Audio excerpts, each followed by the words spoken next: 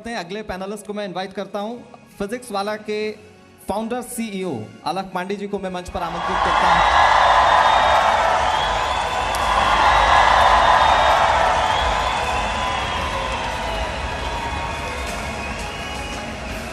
अलख जी, स्वागत है आपका।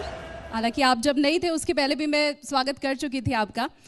और मुझे आप ये बताएं, क्योंकि कोविड काल अभी हमने 2 लहर कोरोना की देखी है और हम सबके जहन में कोरोना को लेकर के बुरी यादें ज़्यादा हैं, नेगेटिव ख्याल ज़्यादा हैं।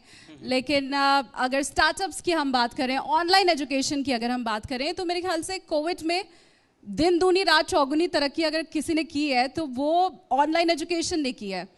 शायद 2 साल पहले तक हम सोच भी नहीं पा रहे थे कि गाँवों तक में जो बच्चे हैं वो ऑनलाइन पढ़ाई कर पाएंगे। अब दुनिया का कोई बच्चा ये नहीं कह सकता कि मेरा सिलेक्शन रुक जाएगा या मैं आईटी या नीट में क्वालिफाई नहीं कर पाऊंगा, किसी भी कॉम्पिटिटिव एग्जाम में क्वालिफाई नहीं कर पाऊंगा क्योंकि मुझे क्वालिटी एजुकेशन नहीं मिली, क्योंकि मेरे माँ बाप के पास पैसे नहीं हैं। ऑनलाइन ने ये चीज़ कर दी है कि अब आप हर बच्चा सेलेक्ट हो सकता है, और ये वही राइज है जिसकी हम बात कर रहे हैं, और जो एग्जाम्पल आपने दिया ये वही राइज है। अच्छा गौरव जी, मैं आपके पास आऊँ इसके पहले अलख आपसे एक सवाल मेरा और है कि ऑनलाइन एजुकेशन में तो कोई डर नहीं होता ना जब हम ऑफलाइन पढ़ाई कर रहे होते हैं, क्योंकि हम सबका ये एक्सपीरियंस है, कुछ टीचर्स का डर रहता है या बाध्यता रहती है कुछ चीज़ों की, तो क्या पेरेंट्स के अंदर भी वो एक्सेप्टेंस आया है ऑनलाइन एजुकेशन को लेके?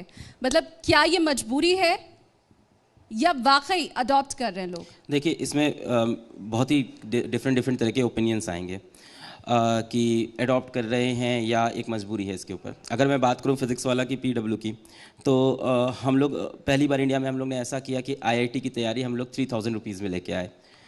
तो अब जिनकी ये मजबूरी थी कि तैयारी नहीं कर सकते थे, मतलब जैसे यहाँ पे एग्जाम्पल के नाम बताना चाहूँगा, एक बच्ची है रूबी नाम की, वो ऑटो ड्राइवर की बेटी है, वो इस बार लेडी हार्डिंग में जा रही है मेडिकल कॉलेज में।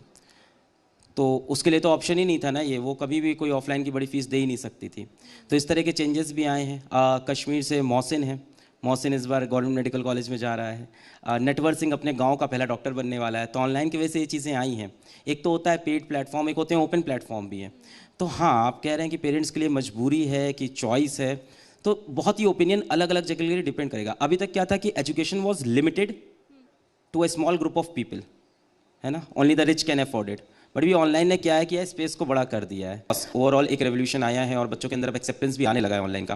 कोविड के पहले लोग ऑनलाइन को लेकर इतना एक्सेप्ट नहीं कर रहे थे कि ऑनलाइन एजुकेशन से एक्चुअली क्या आईआईटी सेलेक्ट हो सकते हैं, क्या नीट में हम डॉक्टर बन सकते हैं। बट कोविड ने दिखाया जब कोई और अपॉर्चुनिटी थी नहीं, जब कोई और ऑप्शन था ही नहीं, तो बच्चों से वहाँ से पढ़ा और बच्चों को काफ़ी सारी चीज़ें अब रियलाइज़ हुई पढ़ने के बाद। लाइक उनको कोचिंग तक जाने का जो उनका ट्रैवल था वो पैसा बच रहा है, रोज़ के आप 100 रुपये वो मान लो आने जाने, और वो चीज़ आप कैलकुलेट करो 10 महीने के, वो पूरा पैसा उनका पूरा सेव हो गया। दूसरी चीज़ ये है कि ऑफलाइन में वो एक बार पढ़ के आता है तो उस क्लास को दोबारा नहीं देख सकता, ऑनलाइन में उस क्लास को कितनी बार देख सकता है। तीसरी चीज़ ये है, ऑनलाइन की जो क्लास है उसकी स्पीड को कंट्रोल कर सकता है, कितनी तेज़ देखें कितनी धीमे, क्लास स्किप कर सकता है कि यहाँ पे यहाँ ठीक है, ये मेरा पार्ट मेरे को आता है तो इसको छोड़ के मैं आगे बढ़ जाता हूँ। तो ऐसे बहुत से फीचर्स हैं जो ऑनलाइन में उसको मिलते हैं, अपने घर बैठे पढ़ सकता है, अपने टाइम के हिसाब से पढ़ सकता है। ये चीज़ें पहले उसको पता थी बट इस बार उसको फोर्स किया गया करने को। अब एक बार वो इस एनवायरमेंट में रह के आया है, अब उसके लिए मुश्किल है वापस एनवायरमेंट से बाहर जाना है।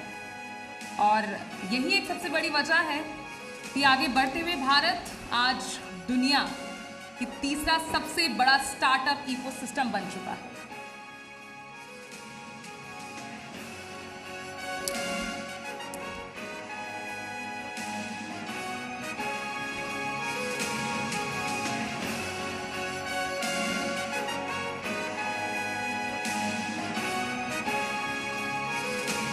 बहुत बहुत शुक्रिया।